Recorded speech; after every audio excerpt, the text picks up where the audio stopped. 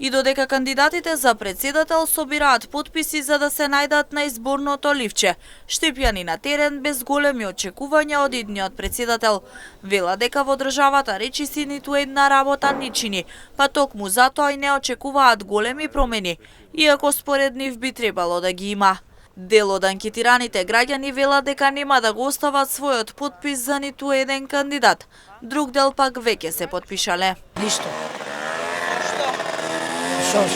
Што има, што направи? Ништо не чини. Што младите избегаат, што сакаш? Значи младите што бегат не е добро.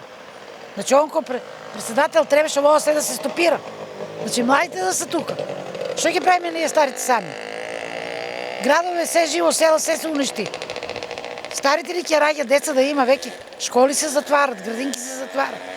Медицина, пудат ги младите од медицината, кој нас ќе не лечи?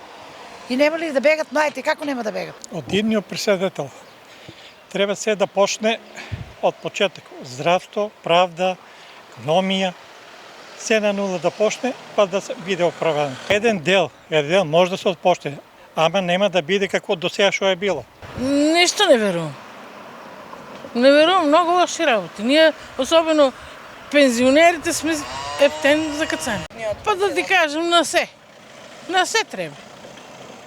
Ако бидеш татко, биди на сите татко. Што може да очекува од човек што не му е дозволено, многу работи му се одземани и сега што? Ово не може, тоа не може. Очекувате ли да се подобрат некои работи во државата? Би требало, ама не. Ништо не очекувам од никој. Зошто? Па така, како што е времето, тако е. До сега што очекуваме 30 години. На што треба да се обрне внимание? Што не чини во државата? Што треба да се промени? Се да се промени. Ништо не чини. Јас од 10.000 живеам секој месец.